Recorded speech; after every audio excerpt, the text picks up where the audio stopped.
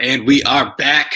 Welcome everybody back to another great week of Black Friday. These opinions are not for sale. If you're just tuning in for the first time, thank you for tuning in. Thanks for checking it out. Give us a like, a follow, subscription. We're on all major platforms, YouTube, Facebook, and Twitter through Periscope. Come check us out. Give us a big heads up. My name's Christian. We got Omar. We got Zayla. We got Chris. Here to stay. Man, there's a lot of stuff going on this week. A lot of stuff just happening as of less than an hour ago. A lot of stuff to jump in. Before we jump in, just want to give another big shout out to our amazing graphic designer, Amanda Spears. Give her a follow on Instagram at Amanda Spears, Twitter at Amanda E. Spears, and check her articles out on medium.com. Give those a look. She does great work. We always appreciate you, Amanda. Thank you. And I mean, I don't know where to start with all of it. You know, every week there's something else going on here. We're still in the midst of a hotly contested election. Georgia Senate races popping off, and you know, just all around. Man, Dayla, what you got up first? So I think this week we want to jump in and start talking about the Time magazine cover that we had. So I'm going to just share my screen really quick in case, you know, some of you guys didn't see that.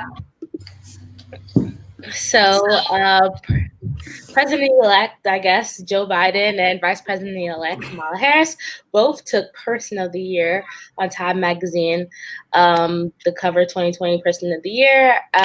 First of all, my first impression was, well, Kamala Harris wasn't nominated. It was Joe Biden who was nominated. So, you know, when I seen that both of them took the, I guess, cover, it was very interesting to me. So did you guys get to see that cover, and what was you guys' thoughts about that? Go ahead. I'll hop on later on this. It's all pandering. It's all pandering. Like you said, she wasn't nominated. They had to throw a black woman on there, or you know, however much of a percentage of black she is, or Indian, whatever you want to call her. They had to throw her on there because if they had an old white person on there, then everyone's gonna get upset at Time. Time got to be as woke as possible. It's just ridiculous. We literally have spent the last 8 months in a pandemic.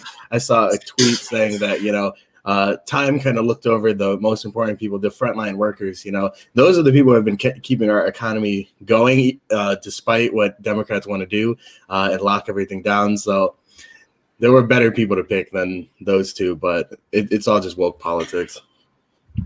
I find it very interesting that Time released this at the same time Morocco and Israel came to an understanding that they're going to normalize relations with each other, all because of President Trump. So I find it very interesting that right after that, or right before that, Time does this thing where they're going to have a co-Person of the Year.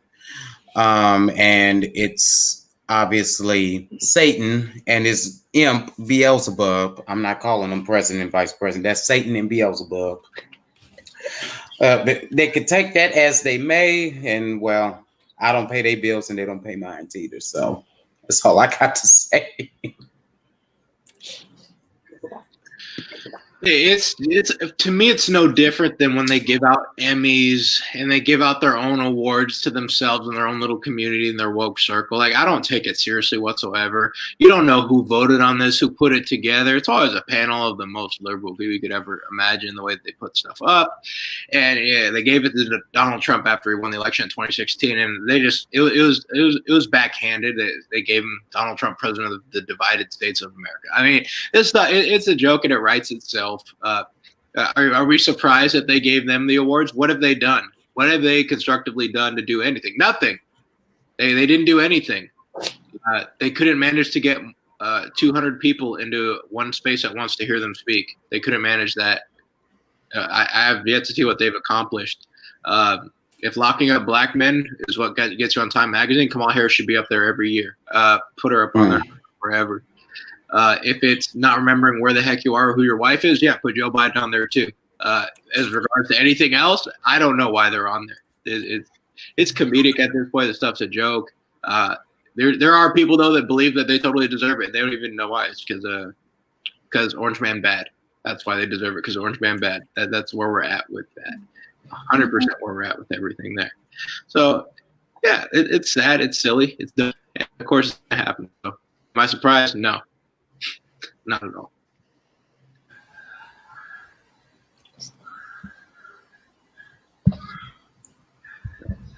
So, How about you, Christian, this week? What do you have for us? man, what do I have for y'all this week? I mean, shoot. So I mean, there's a bit of stuff happening. I mean, if you look at it now, big thing happening regards to, it wasn't even sports related, okay, but you got in New York, they just banned indoor dining. And why is this important? Because in New York right now, if you guys don't know, all across the country, it's pretty cold. It's not necessarily the nicest thing to eat outdoors. And the people that have been outdoors in their own little, little greenhouses that they made with the heaters and all that, they're totally banned too, and they're eating it now. Like they can't handle this. So there's a lot of more small businesses that are about to die, and they can't handle it. Dave Portnoy from Barstool Sports went on a tirade for almost 3 to 4 minutes, really emotional, and I think he was on the money 100%. He said he believes it's one of his fundamental rights in this country is to be able to the right to go out and earn a living for yourself, and the government's going out and controlling that and telling you can't go off and make a living and own your business. He said if they pulled the rug from under him in the first 10 years, he was getting Barstool to where it needed to be. He said he'd rather die than just give it up. These are everything that they've got going on, and you're just ripping it out from under. I mean, it's just Governor Cuomo and Bill de Blasio, they don't care. They collect a paycheck every day. They care about it. They don't adhere to their own laws. They do whatever they want, and it's sad. And that's how that goes out there in New York, and California is no better. It's awful.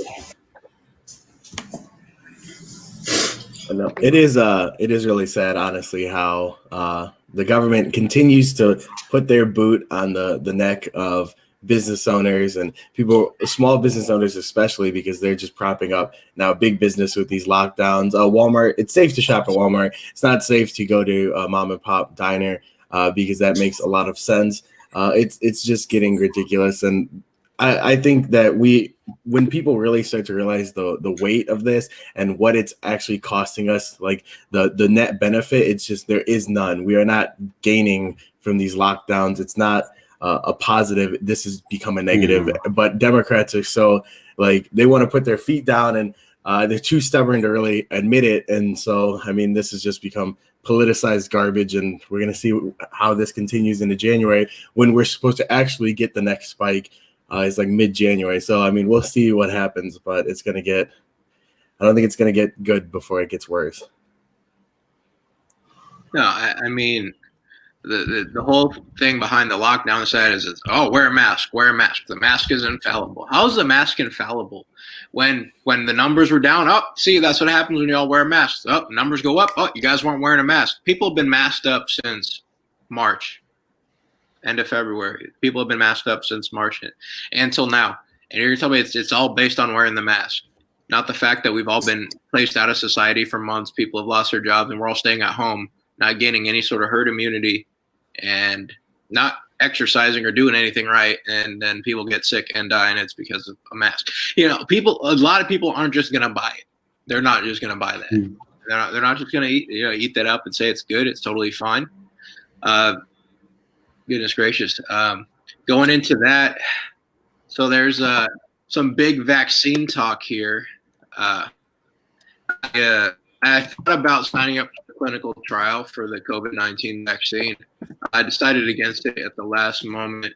Kind of just didn't feel like it. Thought I'd give it a shot, but there's already been 4 cases of people that have a little bit. I don't know if you guys saw the photos. Let me see if I can pull it up. But they were slightly their faces were slightly paralyzed for a bit. Part of the side effect of them taking their trial run of the vaccine. It happened with people that took it, and nobody with the placebo was affected in any sort of way. But they said it was temporary, but it didn't look good. It didn't look good at all. I'm gonna personally pass on it. I mean, for now, and honestly, I don't know if I'd ever want to get one. That's just me. But I see a lot of people that are like, oh, this is it and everything. But then they're going to say no because it's coming out during this administration because somehow the president got his hands on it and poisoned it. That's what's happening. You know, I mean, what do you guys think? I really wonder if Barack Obama,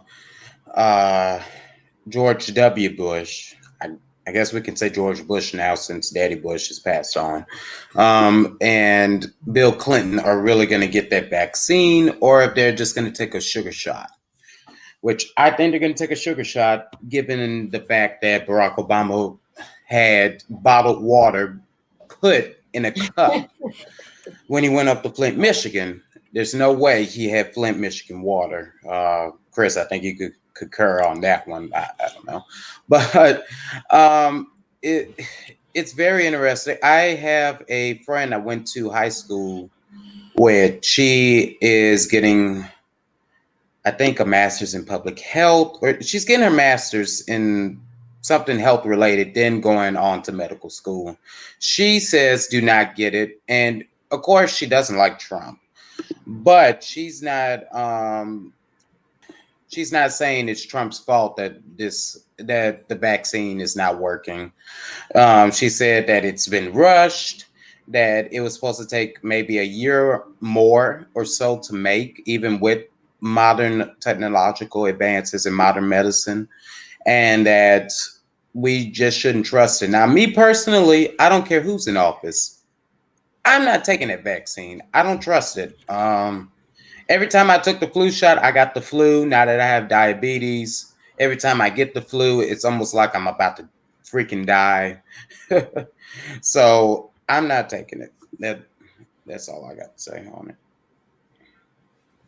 Yeah, same here. I'm not 100% sure if I'm going to be taking that vaccine. You know, as much as I want to, you know, protect myself and others, it just seems too rushed. There's this vaccine. I mean, they were telling us months ago, we could see it in a year or two, and now it's like a few months later, and they're like, okay, now we're going to start clinical trials, and now you got people with their faces frozen, and it's just like it's not at a good place right now where confidence is up. And I don't care how many celebrities, politicians, or whoever gets this vaccine. The powerful and the elite will tell you one thing and do something else for themselves. They're doing what's best for their interest, not our interest. So I don't know if I truly believe in the vaccine yet. I probably will be one of those people that will get it later on. But the second that they want to tell us that we have to get it for any stimulus check or we have to get it for any government assistance, then I'll burn the money.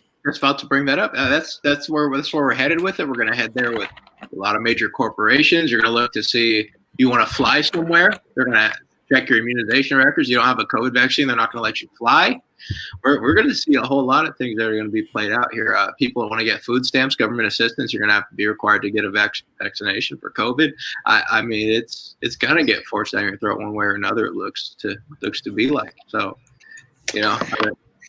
I want to touch base on this too. So I guess we'll just like jump into like my little segment only because I was going to talk about Dr. Fauci. I don't know if you guys seen. I don't know what interview he was doing, but where I seen it was on the Shade Room, of course, a little snippet of where he speaks about the task force and the people working with Pfizer and working to produce the vaccine. And he speaks about a Dr. Kizzy Corbett, who is a Black woman, doctor.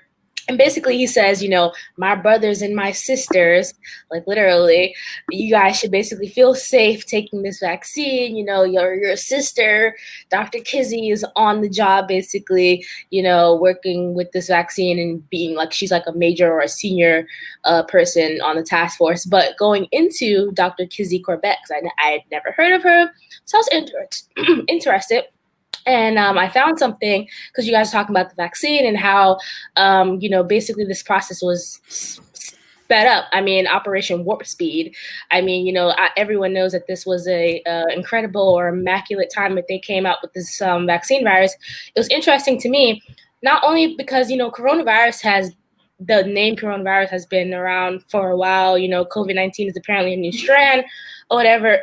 But Dr. Kizzy Corbett was actually on a publication. She was one of about 8 doctors in a publication in March of 2016, where she wrote, in part of the publication, Pre-Fusion Structure of a Human Coronavirus Spike Protein. So this is back in March 2016. She's been working on coronavirus spikes in the mRNA research development for a while now. So, even though, to us, I feel like on like the mainstream, whatever, it seemed like a sped up process.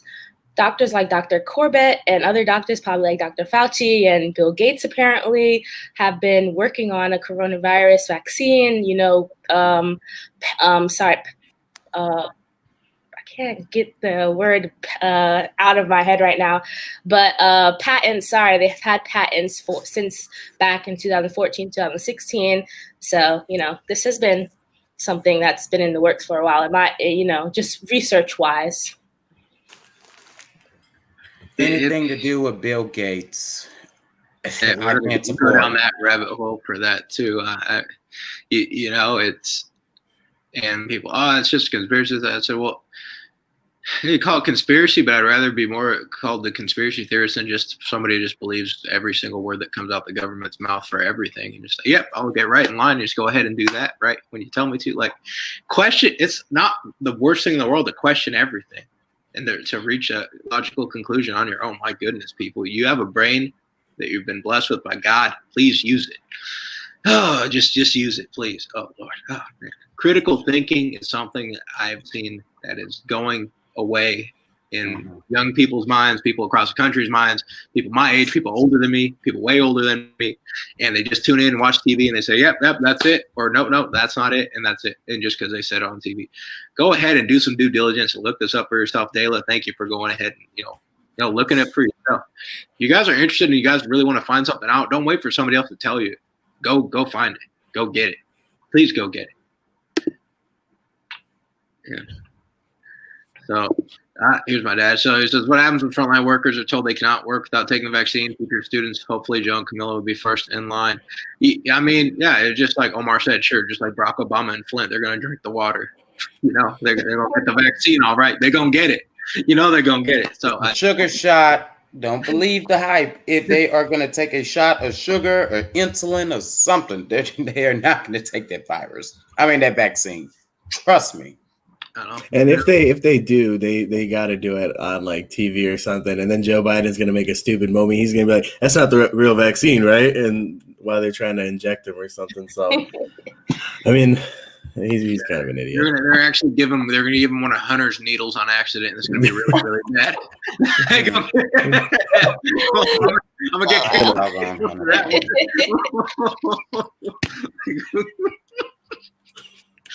Well, speaking of that, I mean, it was announced this week that he is under federal investigation. So even though the article that I read, apparently this is old news. He was under federal investigation before his father began election, but due to election rules, they mainstream media wasn't allowed to talk about it apparently, and now they're back to talking about it, whatever the case may be. But of course, that's trash. Trash. They report on anything and everything that fits their narrative. They don't wait. Yeah, I mean, now it seems like, and my whole thing, I've read it on Twitter and this, I really agree with it. I've kind of come up to this on my own, is that they're pushing this now they want to go and trash on Joe Biden enough to get him out there so Kamala Harris can take a seat. Now that they think Trump's out the way, it's a good enough pull now to trash the whole Biden family. Let's come out with all the China stuff. Let's tie them all together now, like we should have been doing in the very beginning. Get him compromised and slide Kamala Harris right in there just to go ahead and take the spot. That's honestly what I see happening. I don't know about y'all. That's what I see. Yeah, I would agree with that kind of, because even like some of like my more liberal friends and stuff like that in this week have talked about China and Biden, Hunter Biden. So just obviously, no offense to liberals, they do Mockingbird what comes off the news. So just because of, that link, I was like, the mainstream media is talking about this. Okay. So they are tying, kind of full circle that China, Joe Biden or Hunter Biden connection, and liberals are definitely aware. Man, Tony Bobolinsky should have got Person of the Year for what he did. That guy's got to be moving around day to day, each day of his life, because there's somebody out there trying to get him for what he's been telling. The whole China deal's going on. That guy is straight up whistleblower here that finally uncovered all the crap going on, and nobody's refuted the man yet. I'll tell you what, nobody said, "Oh, he's lying." No, that ain't happening. So this is just obvious media, just like straight up lying to the people's faces. I mean, during the election, they're all like, as soon as this story came out, Twitter, big tech, Facebook, they're all like, that story has been debunked like 2 seconds. As soon as it was posted, that story is debunked. That's fake news. That's false. Don't believe it. And they're putting that on everything. They're banning you if you try and share it. The reason being is because it went against their narrative. It went against their candidate. And now that he is supposedly won, now they can start being like, well, we got to start selling again. So let's get back on it. And they're going to say Hunter Biden's now. But now it's just he's under investigation for possible money laundering. And now they're talking about Joe Biden's brother as well being under investigation, when this has been happening for months and they could have talked about it during the election. How many times have journalists actually followed the rules when talking about things? I mean, didn't they illegally post Trump's tax return or hit Trump's tax information? I mean, they don't really follow the rules all the time. If they want something to get out, they're going to do it anyway. So it's just the media, fake news to the max. Double standard is astounding, which is no standard. They literally have none. They do whatever they want whenever it pleases them to their advantage. That's what they do all day. I'll just say this. Trump ran on a platform of draining the swamp, getting rid of people that have been there for years, that have lost their way or really didn't care to begin with and just have gotten reelected. I think we as conservatives need to start unveiling the deep state. This is some deep state crap. The media is saying it's fake. Now they want to bring it back in so they can debunk Joe Biden, someone that they wanted in office, so they can get Kamala in there and get their own people. This is deep state stuff. Yeah. And that's scary. 100%. And you got people that believe it word for word and they don't question it. And if you got friends like that, pull them out the matrix. Get them out. Get them out of that. They got to question this. Mark Coda. What's up, buddy? Marky Mark. Coda. Can't wait to see you, buddy. See you soon. No, 100%. The deep state. And there's people that are supposed to be on our side, and I call them complicit. They're complicit with it. They don't want things to change. They don't want to fight. They just want to sit down and take whatever comes, and then we'll come back in 4 years and hopefully we get a better candidate that makes people feel good. It doesn't hurt their feelings, because Trump was kind of mean. So that's not why whatever happened this election cycle happened that Trump was mean. Nobody. There's no other candidate that's pulling his numbers of votes ever. There's no candidates out there that's going to pull any sort of votes like that. Absolutely not. Yeah. We're going to run a better candidate and this and that. That's just out the question. That's total nonsense. It's total nonsense. He was bad in the suburbs. No, it wasn't the suburbs. It was Philadelphia, Wisconsin. It was Milwaukee. It was Detroit and Atlanta. Okay, it's 4 cities. Out of the suburbs. It wasn't the suburbs. Okay, we killed it everywhere, and there's some very shady things happening. And that's how this all went down. Oh, you got to be nicer and me. No, it's not how it works. And I've heard people say, "Oh, Ronald Reagan ran right now. He would have had so many." No, he wouldn't. Okay, let's throw all that aside. I can't deal with it. People just want to say that the age of social media in that era, there are no stones left unturned. Man, they'll eat you alive, and that man would not have fought it like this administration has. There's nothing like it out there. It's a whole nother animal. Can't compare the 80s to now with that. No way. I'm not buying it. But man, guys got to stand up and fight at some point. You guys just can't sit back and let all this happen without it, raising questions or demanding answers from your legislators and government officials where you live. Can't do it.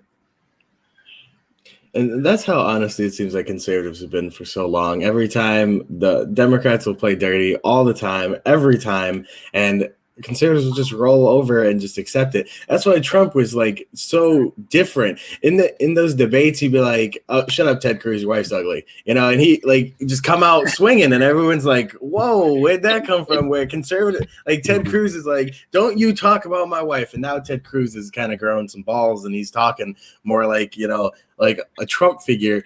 Where I mean, that's in one sense it's not professional, but in another sense, it's good. We need people who are going to stand up for what they believe and stand up for what the party believes in and do good and work for that instead of just working to be like, well, I need to be reelected. Trump never stopped basically speaking his mind and saying what he believed. And so, I got to give him props for that, where other conservatives are, as soon as they get into office, they're going to roll over and say like, I just got to get reelected now. No. Compromise. They get compromised when they get in there with special interest money. They get bought out by big tech, by whatever sort of corporations, and then they just they go put on a facade like they're the big dog in the house. I don't know, they're just bargaining. I wouldn't say that getting bought out by special interests is necessarily compromise. What I'll say about compromise is our government was supposed to work with compromise. And what I say, not compromising your values, our government is supposed to work like you're not going to get 100% of what you want, but let's take the 80% we can agree with today or somewhat agree with. Let's hash out details and get something done for the people, and take the 20% and that we don't agree with, we'll never agree with, and let's fight about it another day. Okay, but with special interests, and then not represent our constituents. That's my thing. That's true.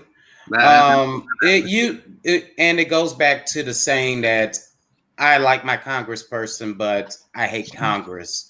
I think we need to, when we go into the voting booth, I think we need to stop voting that way. If you want something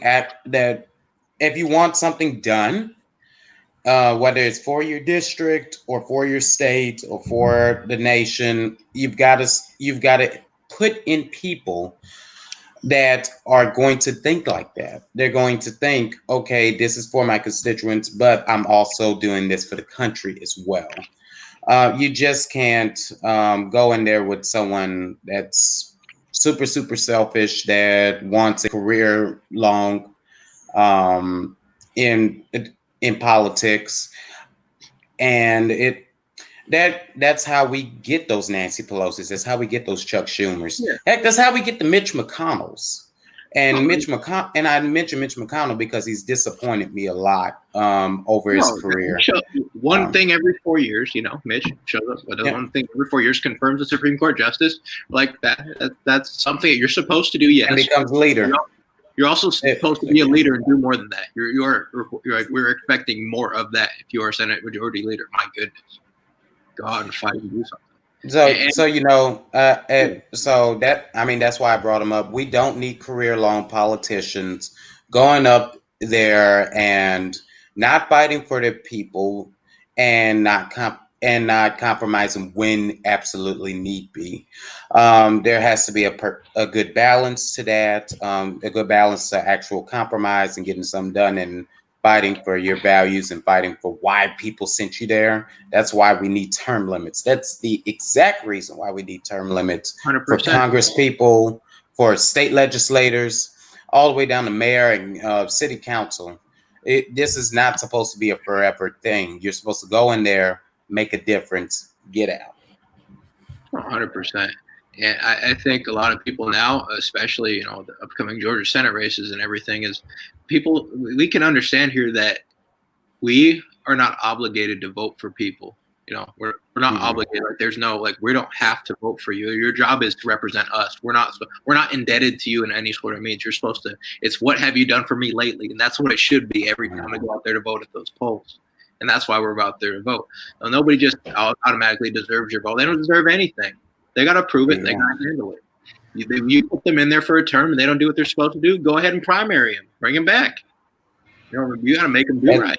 That's exactly why Doug Collins primaried, quote unquote, primaried Kelly Loeffler. And I say quote unquote because that's a jungle primary, and that's kind of a little bit hard to explain, but that's why he put his name in the hat. I get what you're saying. We have those in California. It's exactly the same. But the thing about California that differs from Georgia is that California is a very blue state, so it's a fixed job.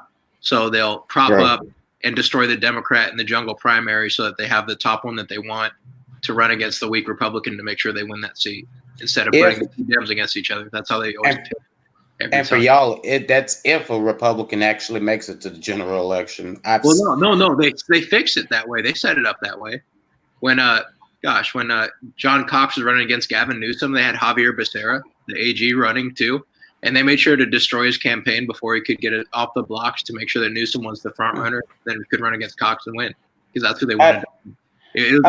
I do remember Kamala Harris having a Democratic opponent in the general election. Oh, yeah, that was an all-Dem for the Senate. Yeah, that was all-Dem in the Senate. Like, there were no Republicans running for Senate in California. There hasn't been for a while. Oh, really? Yeah. Mm-hmm. No, I didn't know that. I figured that a Republican at least tried to put their name in the hat, even if it was just to say they tried. They can't make the ticket. It's sad. Yeah, it's true. It's sad. Okay, so we're already going into it. Georgia Senate races. What we got going on there? What have you guys been seeing? Kelly Loeffler, David Perdue. I've got friends on the ground. I've got friends that have come from Texas, from right here in Mississippi. I'm in Mississippi, if y'all didn't know, by the way, visiting family for the holidays. So I've got friends from the north, south, east, and west, all coming into Georgia, and I'm very grateful that we're getting some help down there in Georgia, even though I'm not there. So from what I've been hearing on the ground, I think it's going to be tough. But from what I'm hearing from a lot of my liberal friends, they expect David Perdue to be reelected, no questions asked. It's going to be the Loeffler seat, and it's going to be this is the expectation of liberals. With David Perdue being reelected, they're fine with losing the Senate. They're okay with it because they believe they have Lisa Murkowski of Alaska, who's up for reelection, I believe, in 22. Suzanne Collins, who just got reelected, but she lives in Maine. So obviously she's fair weather. Absolutely. And then you got Mitt Romney in Utah. They believe those 3 votes, if not any more, are going to be in their back pocket with court packing and all of this other stuff, which I don't think Mitt Romney will ever really be for court packing, maybe for other stuff. Court packing, probably not. But that's where liberals think they are. So they're fine with David Perdue. They think David Perdue will win. They're thinking Raphael Warnock will beat Kelly Loeffler. And that is going to, me personally, I think that's the uphill battle. Can't let it happen. What do you think, Dayla? Yeah, I'm on the same lines of Omar. I think the Perdue kind of has it more in the bag than Kelly Loeffler, of course. And I see that the Democrats definitely are putting a lot of money into that race and are backing the candidate, Reverend, what's his name? Raphael Warnock. Yeah, we're going to get it. Yes, Reverend Warnock. Yep, there he goes. So, yeah, the Dems are putting a lot of money behind him. And he's like a prominent figure. He's on social media and like just looking over social media and stuff like that. And he's pretty prominent in like, the Black church and the Southern like Black community. So I know that they're really pushing for him really hard. He said some interesting things. I know that we put it on our page this week about him being a pro-choice pastor. So what do you think about that, Chris? When you seen that one? It's just reaching so hard. It's like, please vote for me. Like, I swear to God, it makes no sense anymore. The Democrats will literally say anything for you. Like, next thing he's gonna say, he's gonna be like, I'm a pro Allah preacher. Like, it makes no sense. Like, if you stand by your faith and you say abortion isn't fine, and our country, it should be, people should just be like, okay, I think that's a fine opinion. I disagree, but I think that's a fine opinion. No, but people on the left and their blue hair, they're gonna be yelling and screaming, saying you're evil. You're trying to take away my right to kill my child and all of that. It's just ridiculous. And again, like, I don't understand how people don't see how blatantly people are just reaching for your vote. It's the same thing as, when white politicians are saying like, I'm here with you, brother, and all that, or, it makes it's just disgusting. Yeah. Oh, there it is. December 8th. He said that one on Twitter. And, and it is absolutely just, it's insanity to me. And unfortunately, it wasn't a random post either, because, just thinking about it, when I saw it, you just think like, oh, he just randomly posted that.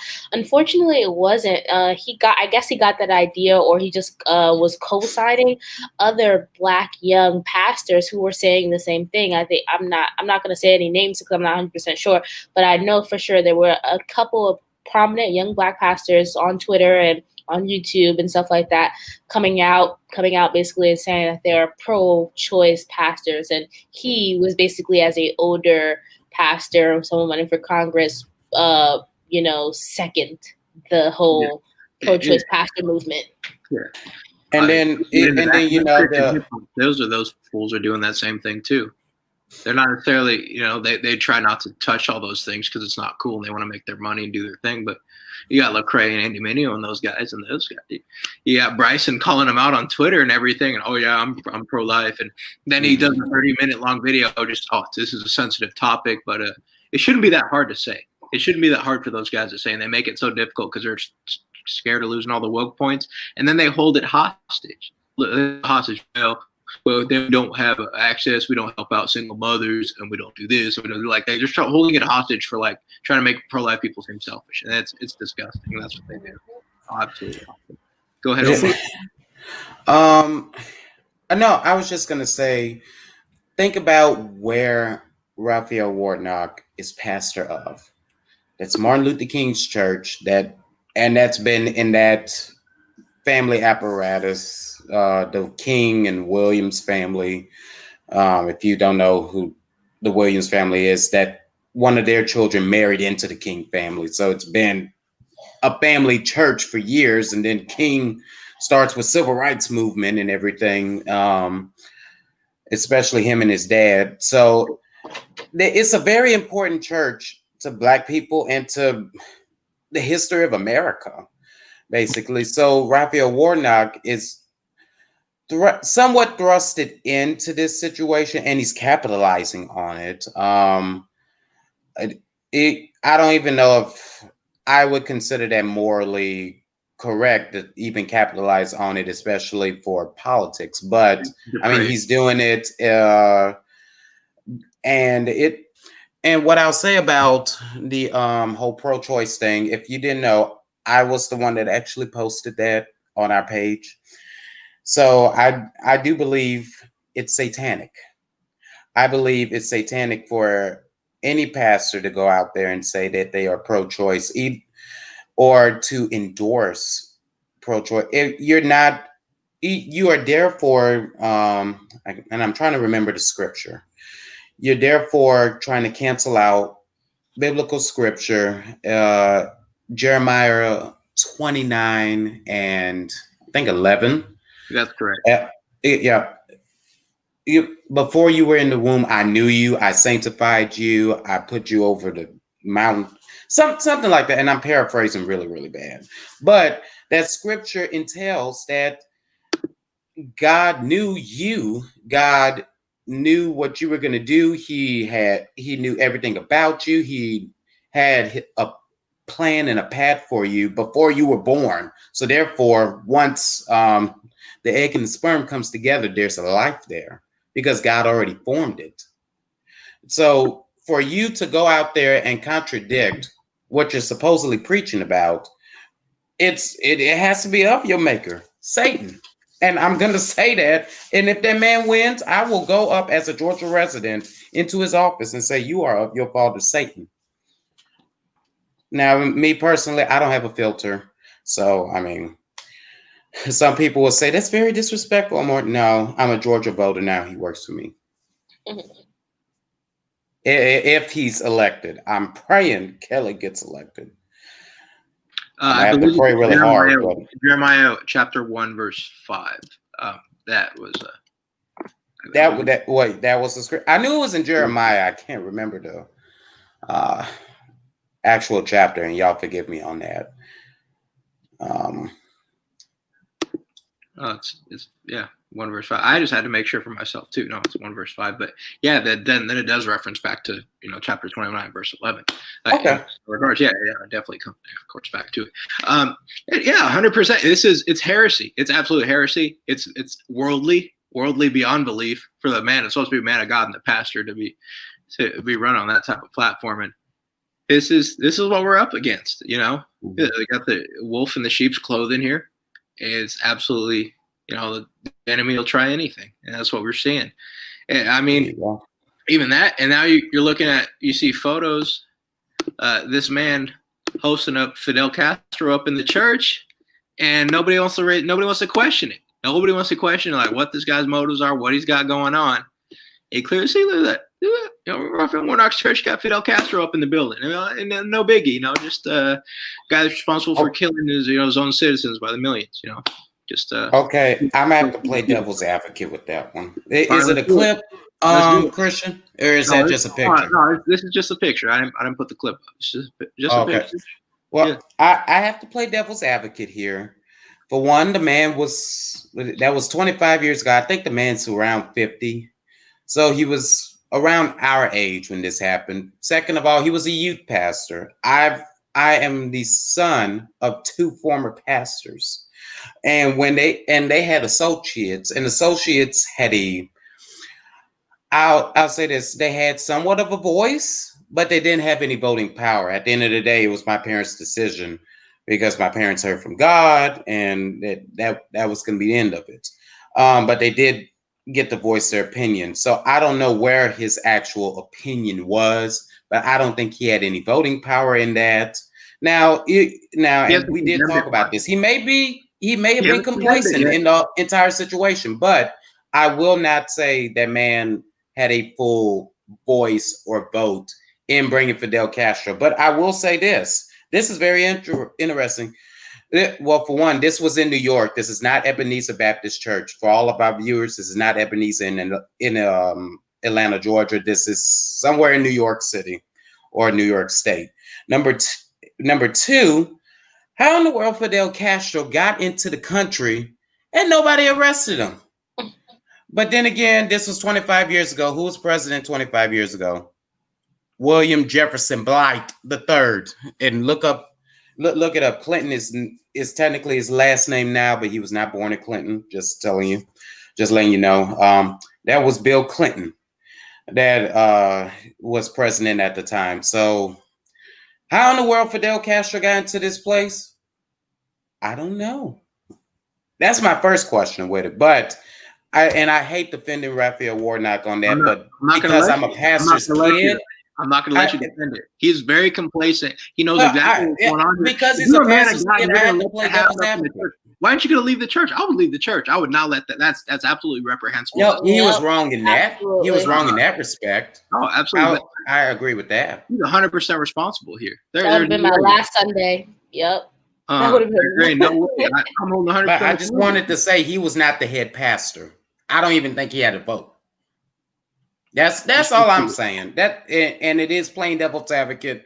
People can get mad if they want, but I'm saying that from experience as a pastor's son, seeing stuff like, well, not stuff like this, but in respect to decision making within a church, I've seen it firsthand. I've seen it done, and my parents were non-denominational. They still are, but they had Baptist training. This is National Baptist Church. Which is the more Black Baptist church, and this is how things go. Now, if it were me in that situation, would I have left?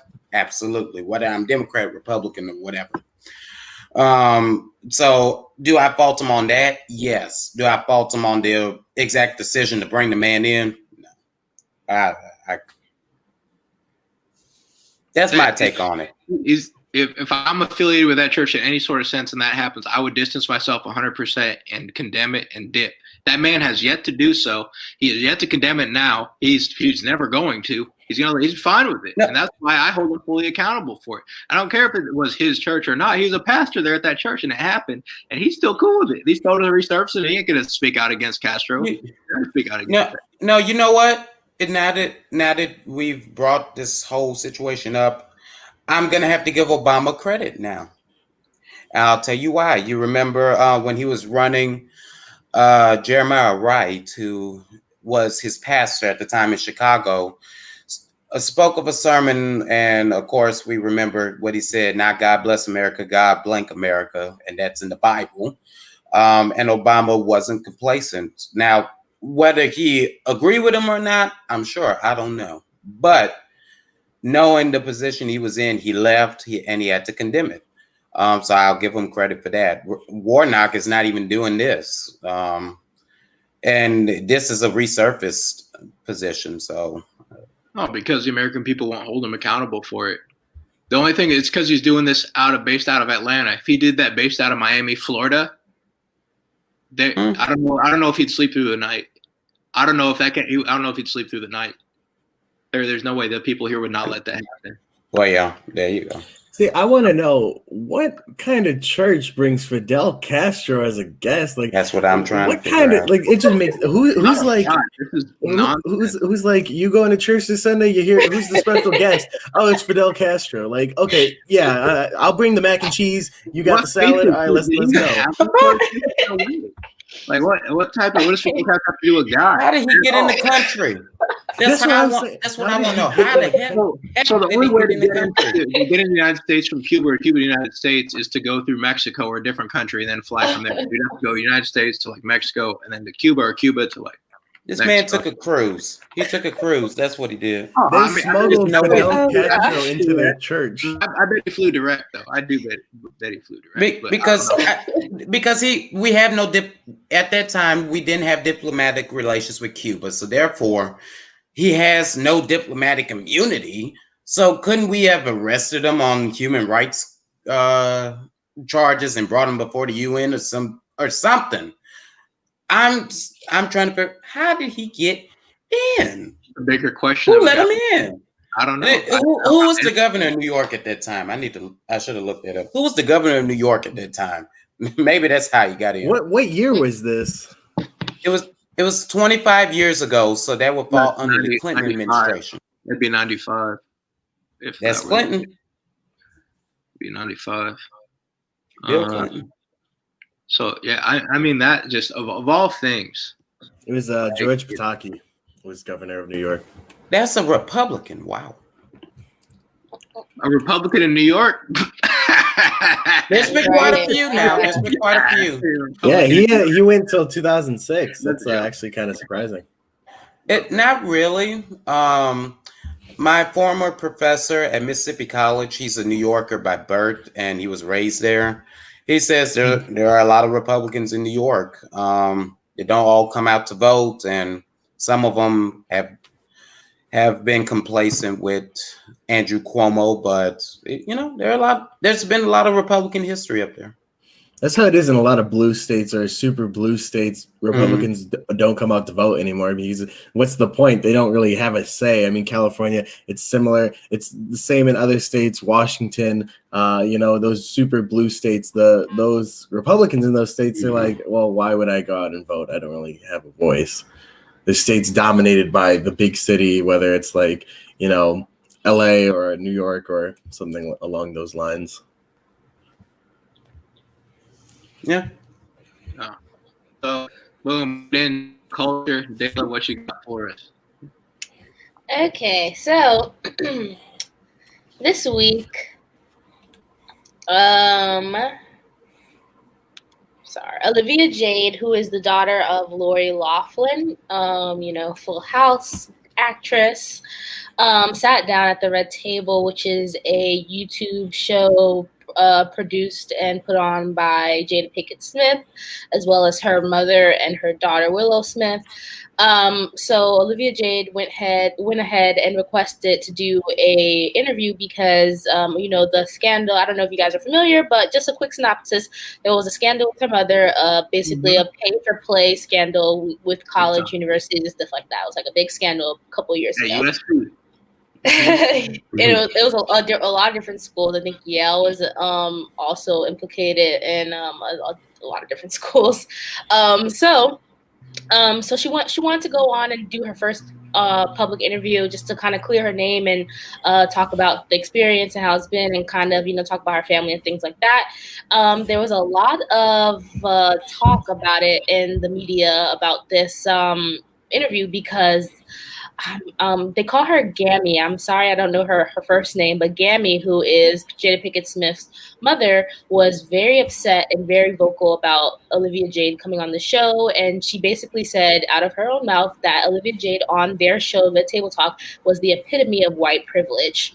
And she didn't want, she basically rebutted to not have her on the show, and she was really, really upset that she was actually on. So I just want to bring this to light, the situation, because going back onto the details of the pay-for-play scandal with Lori Loughlin, it was about 50 or more families implicated in this pay-for-play scandal, SAT scandal, college entry scandal.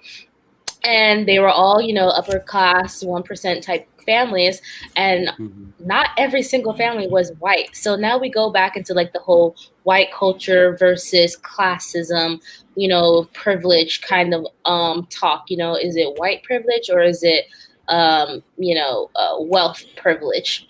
So, what do you guys think about it? If you guys are familiar with Olivia Jade and, Lori Loughlin, obviously they're, white, upper class family and stuff like that. So was it Jada Pinkett Smith's mother that said this?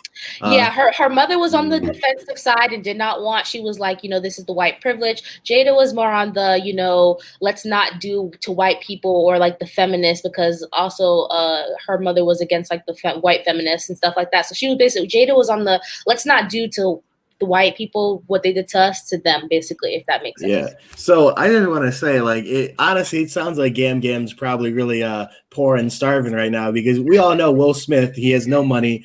He's definitely not of any privilege.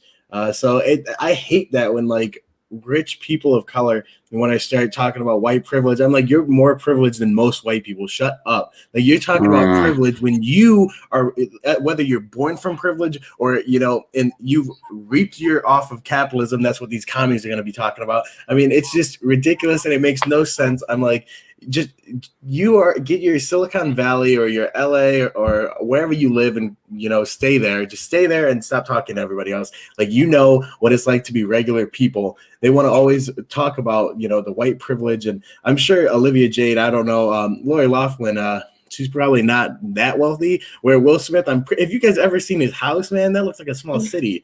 He has a nice house. I mean, we all want to get there one day, but them talking about the privilege, it makes no sense to me. It's a wealth and class thing. It's what they've got going on, to pay for play. Anybody's got the money to make it happen. I don't think they care about the color of your skin as much as what you're offering them, and they put it up and had it ready to go.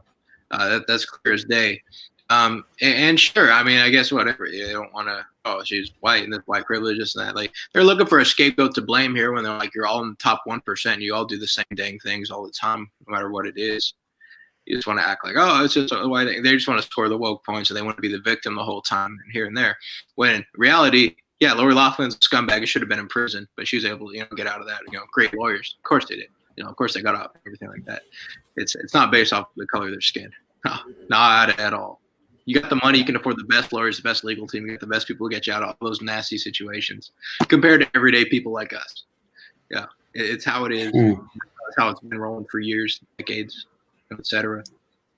And yeah, I would love to go to USC. Man, that was my dream school for the longest time until I saw tuition and I saw what the requirements were. I was a smart kid. I got good grades, but I didn't have those grades, and I did not have that money to go to USC. So, it sucks. It's absolutely trash. Like I said, money talks. Money talks and things walk, I guess. Um, if black families were implicated into this, it couldn't be white privilege. If I got the money to go and do that type of thing, why wouldn't I go do it? I mean, and then how is it white people? How can you implicate that it's because of the color of my skin that other people can't do it, or that's why people are implicated in this situation? It's terrible. It's terrible logic. If these black families were paying folks to take their SATs and stuff like that, then you can't claim any type of privilege on that. Matter of fact, I can claim rich people privilege on that because obviously I'm not rich. So It's I don't know, the whole age want to, it's white people and this and that, and like that's what you had, that's what you get, because they had their women's march, but no, there's white women showing up, and that can't be enough. Oh, so it's got to be the black women's march. No, the black trans women's march. Then it got to be the hyphenated women's march, and like all these things. And so like they always feel like under attack, and there's we're not being represented, and they don't give us what we want. And some of it is true. Some of it is true. I mean, the white feminist movement, like that is a definite thing. All that going on, but these should be the last people to be complaining about it, sitting up at the top of the mountain looking down on us. And that's where I'm just like, I've had enough of that. That's where I draw it. Yeah.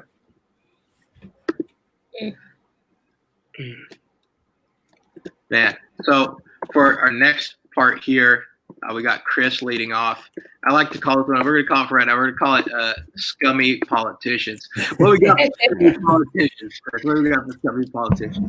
I think that name fits perfectly for this week because we have Eric Swalwell. I'm not sure if you guys saw this, and somebody tweeted this. I thought it was funny. Apparently, he put his thang in fang, and he was sleeping with this Chinese spy, and her name is Fang. So you can actually say that.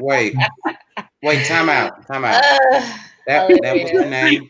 Yeah, so her name, and this is hilarious. Well, I don't know if that's racist to say it's hilarious, but whatever. Her name is Fang, or Christine Fang. Her national name was Fang. This is all according to Breitbart, and Breitbart's going off of something that Axios had written.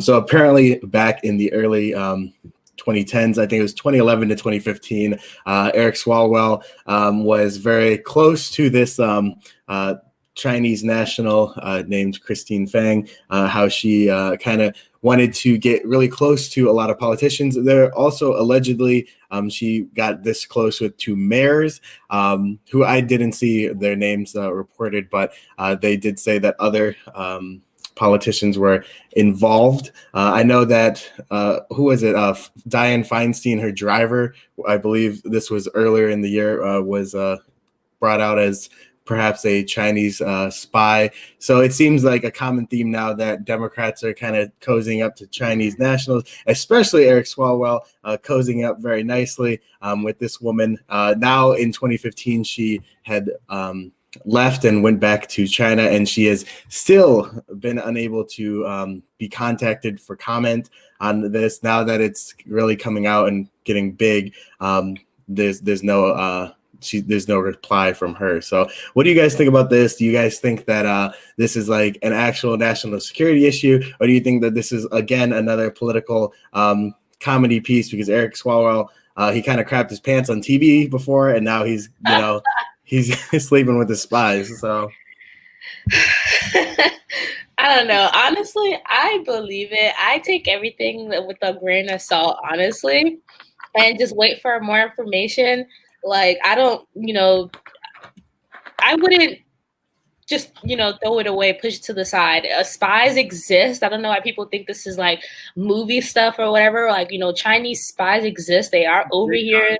They're infiltrated. They might work with you next to you at your desk. You don't know. So, I mean, honestly, I'll take it with a grain of salt.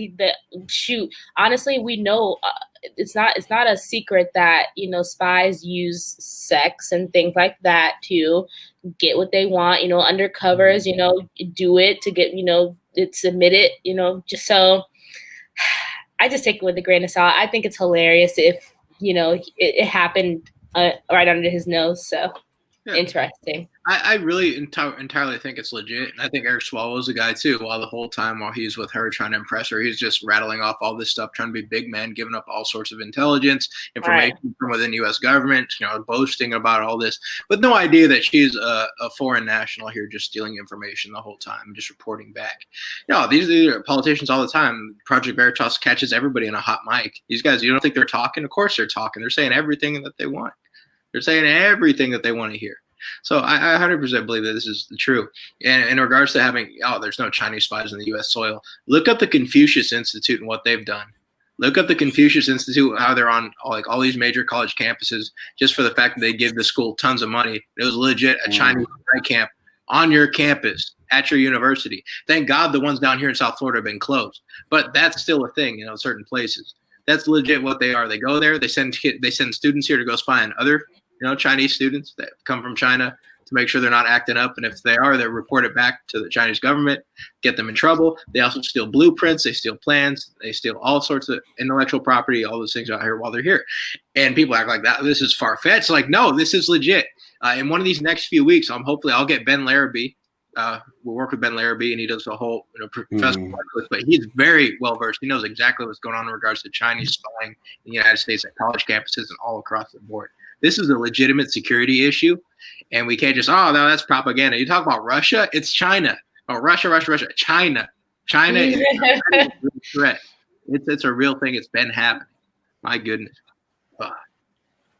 Okay, I want to know something. Well, how much power does Eric Swalwell really have? Why him? Well, he's a member of the House Intelligence Committee. Yeah, I'm about to say it's the committee that he's on. Yeah, that and he's lowest hanging fruit there. How the heck did that guy of all people get on there? Like literally, my good. Like, how? That's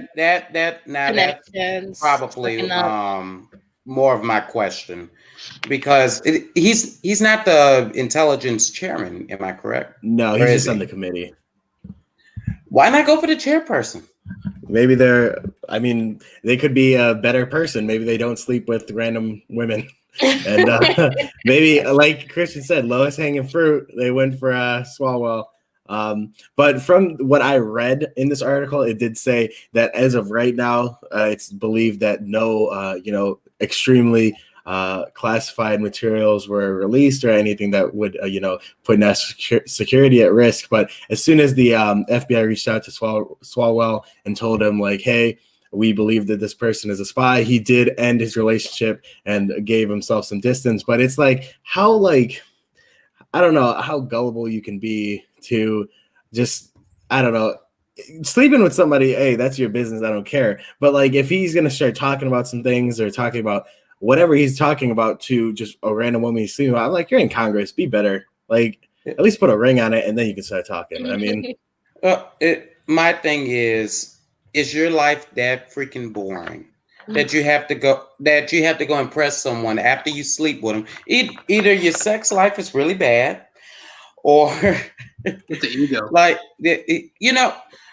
you have to be that boring to impress someone with national secrets. Either you're a boring person or you're boring in bed. One of the two. And I'm just being honest. I've been to D.C. I've been to Trump Hotel and have people talk me up all the time, talking about all these things. Oh, I work at the Pentagon. I could get you guys a tour tomorrow and all these things. They just talk up a big game, but they're not really about it. But everybody talks a big game to make themselves, with their ego and everything, to make themselves feel big. It's kind of a D.C. thing, so it would not surprise me that you went out and did that. It's stupid. That's what it is. I still think it's stupid. Oh, very stupid, but that's how they all are. Oh, yeah, I'm big man on campus. I'm big. Okay, man. Like, just give out national security like it's candy. Two-finger clap. Those people, man. Okay, so on to where are we at here? Let me see. Am I here? Okay. Bam, Woke Sports. If you guys didn't check out the Instagram post yet, I got it uploaded here for you guys to check again. This is from literally from Jamil Hill and Carrie Champion's podcast. Whoever watches this, I don't know, but I guarantee that you're losing IQ points and brain cells every time you watch this nonsense. I'm sorry. Check it. Listen to this. I'll tell you why. And this is our question of the week. We saw what happened to Nate Robinson. So I'm going to ask Jake Paul right here in front of America. Jake, considering where we are right now in our racial conversation in America, was what you did to Nate Robinson racist? That is the question of the week. Man. Nah, stop playing with me. Come on. Listen, Jake, it's a sensitive time right now. We just had to witness a white man just knock a black man smooth out in front of all of America. So that's why I asked that. But just tell us about that moment real quick, because it looked like Nate was asleep before he ever even hit the canvas. Yeah, I mean, this is what we train for. You know, at the end of the day, boxing's a sport. And, you know, you train to win. Nate is the one who called me out originally. Fascinating. I think he is frozen. Hey, can you hear me now? Yeah. Let's start from the beginning. Okay. First and foremost, was it racist to knock a black man out? That is the question of the week. No, stop asking me that. I said no. It's not racist. It's a shitty question. It's a sport. Why is it a shitty question? Why is it a shitty question? Because how does this have anything to do with race? It doesn't. It's a fine question. We got to wake you up. This is what we're doing. Yeah, That's the dumbest crap I've ever seen. They are beating the word racism into the ground like Jake Paul did to Nate Robinson. It makes no sense. They're gonna continue to do it, and it's just like, God, everything is racist. It's like, next thing you know, it's gonna be like, you chose chocolate ice cream instead of vanilla. How is that racist? Like, it's just like, my head hurts. I can't. You were right. I lost a lot of IQ points on that one. That was question of the week. My goodness, who asked that one? Who came up with that? That was disappointing. She probably did. You know what, Christian? I'm gonna bring a question to you then. If our teams, my team, New Orleans Saints, your team, Philadelphia Eagles, they play against each other this week. Yeah. I have a budding defensive end, Trey Hendrickson. He's white. Your quarterback is going to be Jalen Hurts. Now, if Trey Hendrickson hits him to the point where he gets injured, and I'm not saying that's a bounty thing, please don't think about that. But if he ends up getting injured, I wonder if they're going to bring Trey Hendrickson onto that thing and say, was it racist to even hit him? I really feel that's going to come up this week. Well, I mean, you saw the whole thing last year that you had with was it Mason Rudolph and Myles Garrett and the Pittsburgh Steelers and the Browns? They got in the brawl afterwards, and he takes off Mason Rudolph's helmet. He starts swinging it and hits him with it.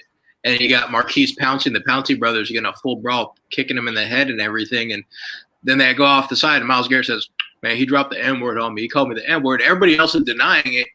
And now you got the whole, like, it was all racially motivated. It wasn't racially motivated, this and that.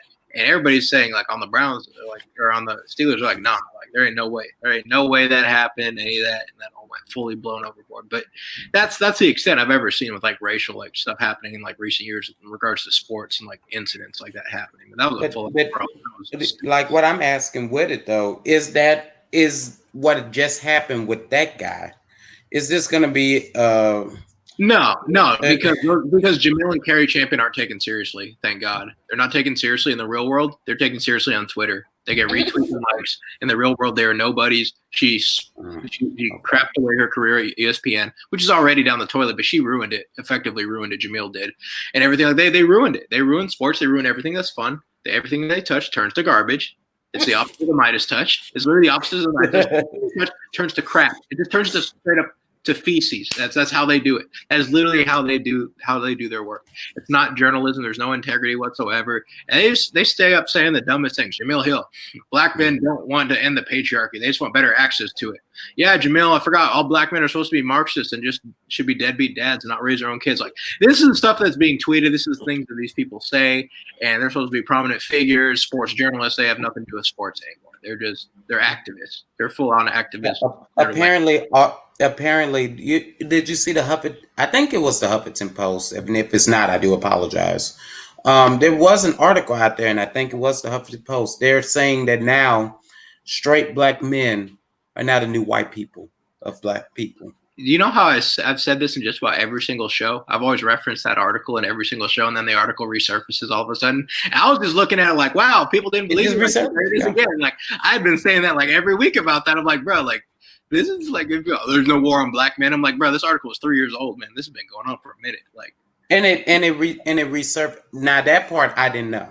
Mm-hmm. I really didn't know that. Yeah, it's 3 years old. Yeah.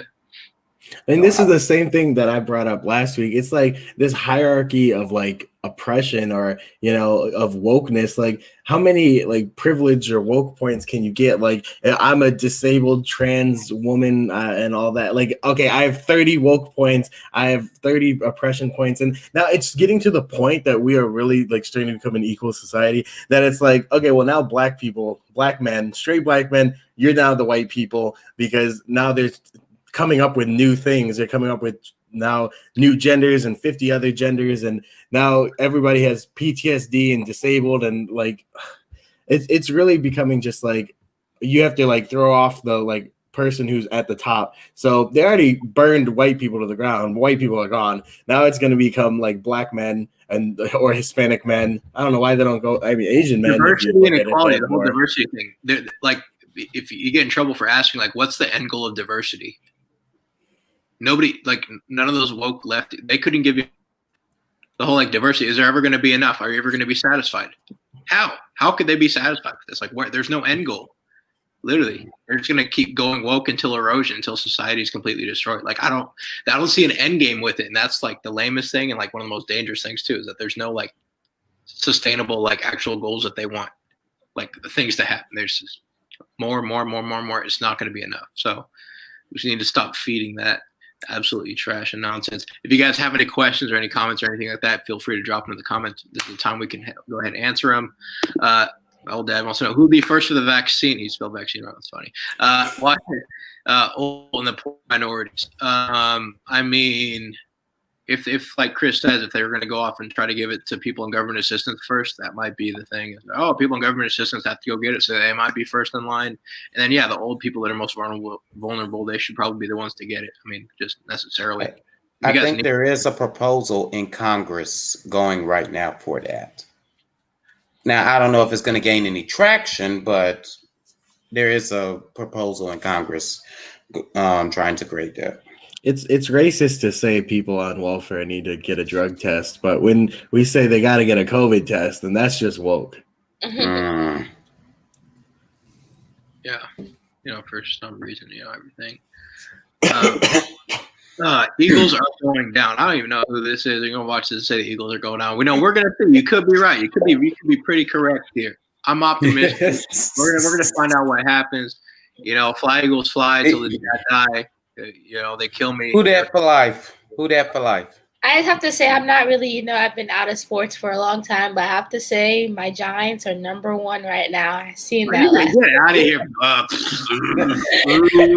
What? Because the Giants, you and Christian are in a trash division. Somebody's got to win that division. And the Giants are going to win. Years. It's never been like a set thing. The NFC East used to be one of the toughest in the NFL. The NFC West used to be the weakest division out there. Now it's kind of shifted, okay? We're going to have our time to come back and everything. There's literally no starting quarterbacks right now happening in the NFC East. Everybody's a backup that's starting right now. I know Alex Smith is the quarterback of that team. He was the third of the Redskins. No, not the Redskins, the Washington football team. Oh my God! Now he's a starter. He should get the comeback player of the year award. What that man has gone through. I don't care what the record is at the end of the year. He should get that comeback player of the year. He's got to get it. And that's the whole thing. People are like, oh, it's a participation trophy. I mean, I've been arguing with people on Twitter about it. Like, no, it's not a participation. But this man had 17 surgeries. So one, he almost died because there's a straight up infection in his leg, almost went up and killed him. Then he almost lost his leg. Then he had 16, 17 surgeries. Then they're hoping he could walk again. And this man goes out there and says, I'm going to play football again. Against all odds, they said he'd never play again. He went and he still has good numbers. Oh, he's putting up decent numbers. He's doing his job. He's playing good football. Alex Smith should be like a freaking role model for people who has injuries and stuff. If he could do it, maybe I can do it. I don't know. There's some people that can't just based off the injury. And everything. I know that. I mean, he's going to be an inspirational figure. He's gotten no love in these last few years too. Unfortunately, dealing with him, and he gets ousted for Colin Kaepernick back when he was in San Francisco. I was living in California. I remember watching that one, and he gets hurt for a little bit, comes back, and he loses his job. And then he's gone. He goes to Kansas City. He's killing it there too. And then they give him they bring in Pat Mahomes. And then Pat Mahomes comes through. They bench Alex and ship him off and say, "Oh, that's enough." And Pat becomes a starter. He goes to Washington, and he's the man. And then he gets his legs destroyed. The guy. And then they draft Dwayne Haskins, who can't really do anything. So that's another thing. We're gonna go back to woke sports and Chris Carter, great player, terrible sports takes. A Hall of Famer, Chris Carter, absolutely terrible. Great player. At the beginning, when he was getting drafted, people don't like Dwayne Haskins because he's not a black mobile quarterback, and that goes into the stereotypes that feed the system of what a black person is supposed to be in the NFL and this and that. So, well, no, that's nonsense. But the game has evolved to where most black quarterbacks in the league are agile and mobile, and they can do all those things. Dwayne Haskins is supposed to be he's a big guy. He's not fast. He ran he ran like a 5.140 slow. He's supposed to be a pocket passer because he can't run. He's not a big runner. The man couldn't pass inside the pocket. He couldn't run outside the pocket and pass either. You can't do either. How are you going to start in the NFL? You can't pass in the pocket or out. How are you going to expect to play? And then he goes against bench, and everybody's like, "Oh, you bailed on him too soon. You should have built him up. You should have done that." That man was going to put up the most garbage numbers ever this year. He was going to give the position away. As a coach, you're trying to win. What can you do if the man is not producing? I've heard people say it was racist to do that. How? If this man is not producing, and my job is Ron Rivera's job is probably not on the line because he had really basically nothing to work with the football team. I mean, the team just lost his freaking name in basketball or whatever. It just lost his name. So his job wasn't on the line, but still, Ron Rivera is a winning coach. He won in Carolina. He almost won the Super Bowl. So taking that experience, he had to bench Cam Newton. Of course, the man that had to bench Dwayne Haskins. If you're putting up bad numbers, what do I have you for? Man, NFL not for long, and you will be in the league not for long if you don't win football games. That is the name of the game. You're not gonna last too much longer. We don't have to bring up the Detroit Lions. Chris knows what it is. It's depressing. That's why I don't watch Matthew sports no Stafford has survived through a whole bunch of stuff. I just see pain in Chris's eyes, man. I see pain. Every time sports are brought up, I'm just like, I don't want to talk about it. Chris, your quarterback has survived through a whole bunch of stupid coaches.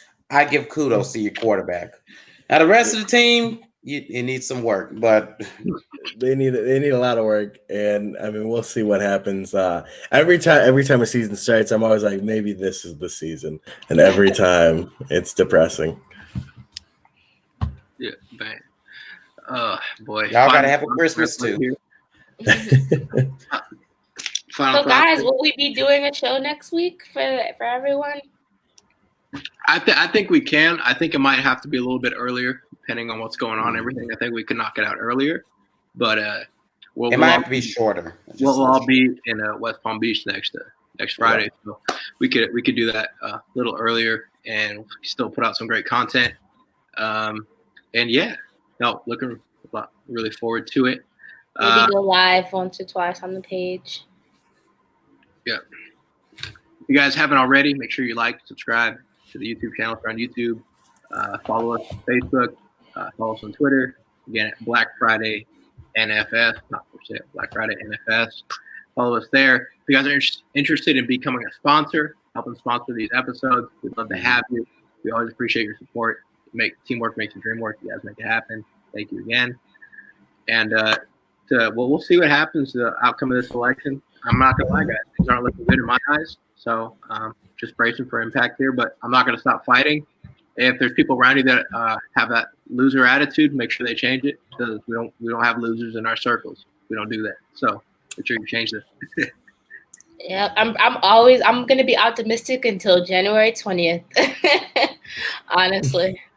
And then after January 20th, that's when we get to Get start to work. screaming. Yeah, we gotta start being loud and pointing out everything that Joe Biden does, because the media probably won't.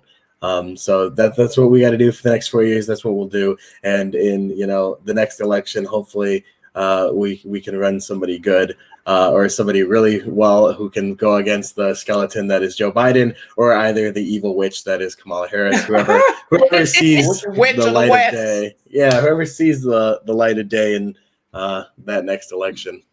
I agree, and I'm very excited. I got my glasses on. I'm gonna be watching Kamala and Jill. I'm gonna be watching them, and I do my research. I dig, so I cannot wait to be digging on them.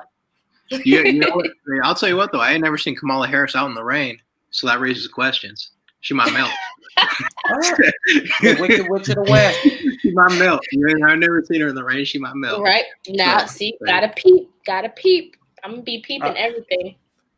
I'll say this: number one, Joe Biden won't be running this country. I don't even think he's fully making a lot of these picks for these secretary positions. I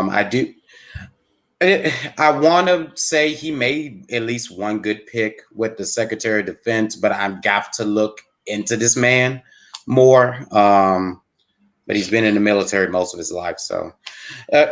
But it's going to be Kamala Harris. It's going to be the deep state. It's going to be other people running it. So the Wicked Witch of the West, literally. Yeah, that's going to be who's running the country. That's going to be who's going to run in 4 years. And honestly, we've got to bring out a knockout candidate who understands our values, who has the same values as grassroots conservatives, but also can, appeal to other people as well. Because I'm going to say this, if Democrats are going to cheat again, we're going to need every vote. Mm-hmm. So the faith in the election system is shot, and I don't know if it's irreparable, but it's very damaged right now. Honestly. And, this isn't good, and we know, we're well aware, more than ever. So people are watching now. Stay tuned. Yeah. All right, guys. Thank you. It's been another week. Again, Black Friday. These opinions are not for sale. We'll catch you next Friday out of West Palm. Thanks again. See you.